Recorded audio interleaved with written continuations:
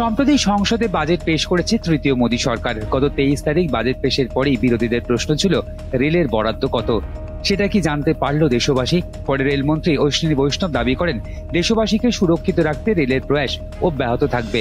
কিন্তু মঙ্গলবার ঝাড়খণ্ডে মুম্বাই মেল দুর্ঘটনার পরেই ফের বিরোধীদের সাঁড়াশি চাপে কেন্দ্র। প্রশ্ন উঠলেও রেলের সুরক্ষা কোথায়, কবচ নিয়ে ঢিলেমি কেন?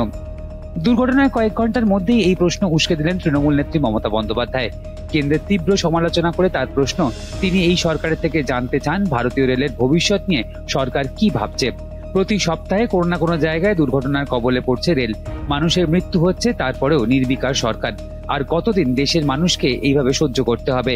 কবে এই ব্যাপারে মুখ খুলবে কেন্দ্রীয় সরকার? শুধু মমতা নন, ঝাড়খণ্ডের ঘটনা নিয়ে এবার কেন্দ্রকে চেপে ধরেছে ইন্ডিয়া জোট।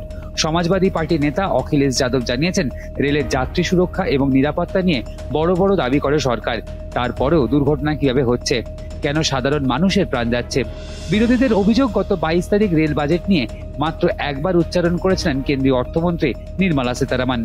2023 সালে বাহানাগায় করমণ্ডল এক্সপ্রেসের দুর্ঘটনা, তারপর চলতি বছরে একের পর এক রেল দুর্ঘটনা। কংগ্রেসের সাংসদ মানিকরাম ঠাকুর ঝাড়খণ্ডের ঘটনার পরই কড়া আক্রমণ করেছেন রেলমন্ত্রীকে। তিনি জানিয়েছেন, অশ্বিনী বৈষ্ণব রেলমন্ত্রী হিসেবে নন, রেল দুর্ঘটনার মন্ত্রী হিসেবেই স্মরণীয় হয়ে থাকবেন।